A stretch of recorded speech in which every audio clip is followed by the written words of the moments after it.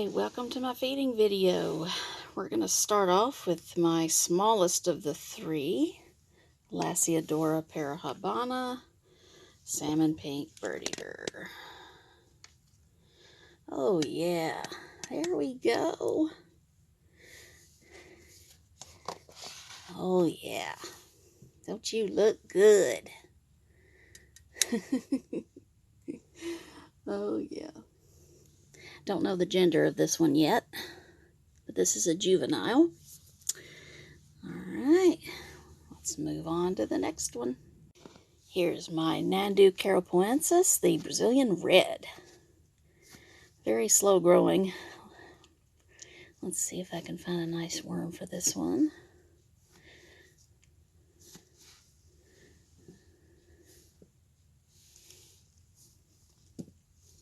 Oh yeah, definitely wanted that. Alright, good for you. Let's move on to the next one. Here's my Nhandu coloratovillosus, the Brazilian black and white. Has a lot of attitude. Not at the moment. Oh yeah, you wanted that for sure. Yeah, it usually doesn't take much to get these to throw up a threat posture or kick hair, let me tell you that. This is not one I would handle for sure, just because they definitely have attitude and they're very skittish, and their hairs are quite irritating. Alright, let's move on. Here's my Pamphobeteus platyomma, the pink bloom. Let's see.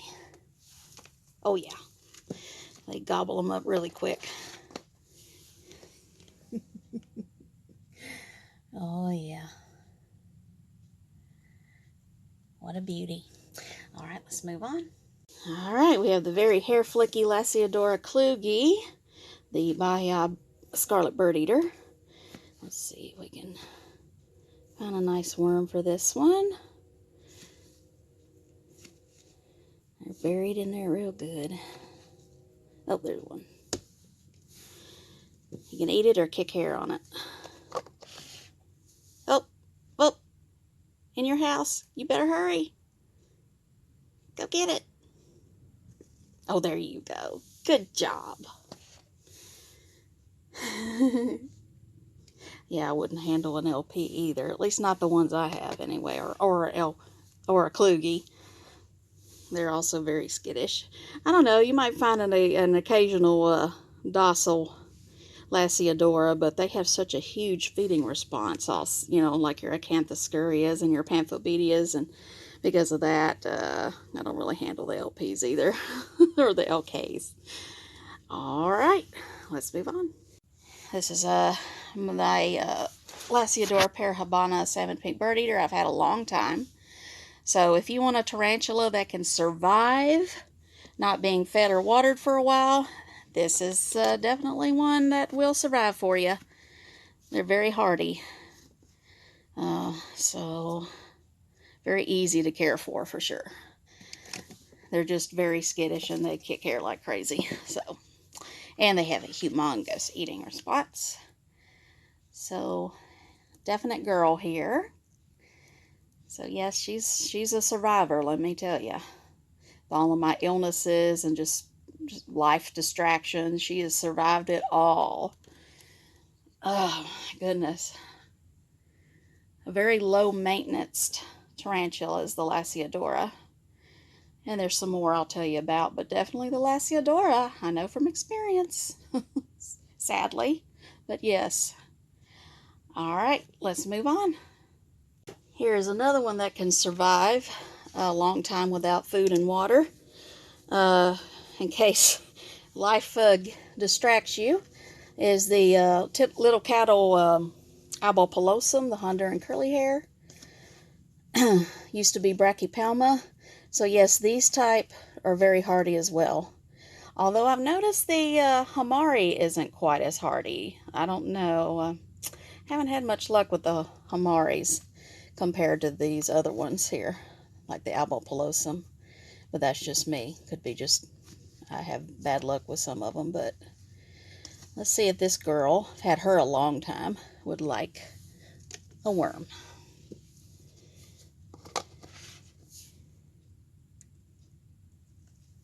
Of course she would. All right, they live a long time. They're very hardy. All right, my little teddy bear. All right, you enjoy. And here's my other hair flicker, the other Lasiodora parahybana salmon pink bird eater, still alive and well. Okay, loves to eat, of course, and loves to kick hair. Takes very little provocation to get these to flick hair, let me tell you that. You hair the hand that feeds you. Shame on you. All right, let's move on. Let you eat. All right, here's a Euathus species green, adult female. She has survived, but I think she's only survived because she's a full-blown adult. Unfortunately, the babies and the juvies of the Euathus do not seem to survive well without essentials like the adults do. Well, that's pretty much typical with all tarantulas. Adults do seem to thrive better, but definitely with the Euathus here. The green. Her femurs are very dark green. You have to just see it in the right light to be able to tell. But yeah, it's kind of hard to tell in this lighting. But she's very sweet, and she's also very, she likes to explore. She's my explorer. All right, she's definitely not a pet rock. If you want a spider that moves around and is quite docile and is still a good eater, this is a good one. All right, let's move on. Here's my, I'm just so surprised this one's still alive. Mature male, I think he is starting to slow down though. Thrixpelma pruriens, green velvet. He's definitely starting to show his age now. I mean, I'm surprised he's made it this far, but especially without the essentials, Thrixpelma could be a little more sensitive. But let's see if he'll be okay enough to eat a worm. I don't know. He doesn't eat like he used to. Oh, maybe he will. You gonna get that? There you go. I gave him a smaller one so that way he can more likely handle it. Yep. I don't handle him just because he's very runny. So I don't really handle. But you might could see his bulbous pedipalp there. So, alright. Yep. He has survived. I keep expecting that every time I open this enclosure I'm going to find a dead curled up Thrixpelma, but not this one yet. Alright, let's move on. Here's another very hardy tarantula that doesn't require a lot of maintenance. This is the Grammostola porteri, the normal color form of the Julian Rose. They're not quite as adventurous or as runny as some other spiders are. They're considered pet rocks. But this one isn't too boring, really, if you like to watch them move around. But yes, incredibly hardy. Slow growers, which means they don't molt very much. Not always the best eaters, but she's going through a phase right now where she's eating fairly well. She went a full year without eating one time. So don't get all alarmed if your porteri stops eating. It's actually quite normal for them. But they're incredibly hardy. She was my very first one and has survived it all. So,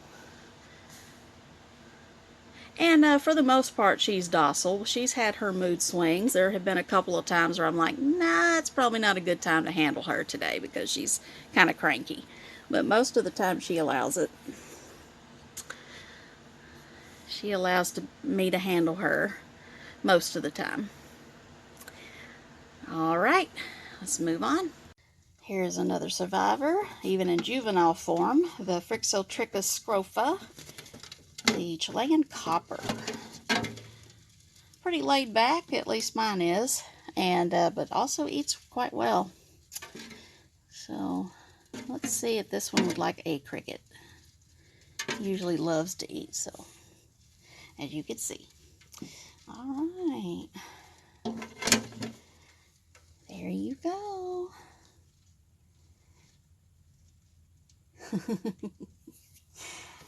All right, you enjoy that. Let's move on. And even the juvenile form of the Tliltocatl albopilosum has survived. So just like the adult female has. So let's go ahead and give this one a cricket. Yes, he or she usually loves to eat. And of course it's very slow growing, even though they love to eat. Alright, under and curly hair. Alright, let's move on to the next one. Another survivor, Pseudhapalopus spinulopulpus, the Colombian salmon. Now, where did I put my tongs? There they are. I'm going to give this one a cricket today. And I see you've kicked some hair, and you're not in pre-molt, so you'll probably eat. This one usually does. Oh, yeah. There you go. Beautiful, huh? Real dark cobalt blue look to it and reddish hairs on the abdomen. Beautiful. Very good eater. This one is, at least. Alright, let's move on. Here's my Thrixpelma ockerti, the Peruvian Flamerump, or pink rump. Very good eater.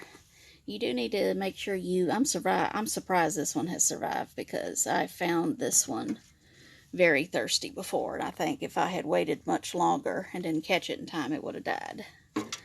So if you add water to your tarantula's water dish and they immediately go to drink, that means they are really close to getting way too dehydrated.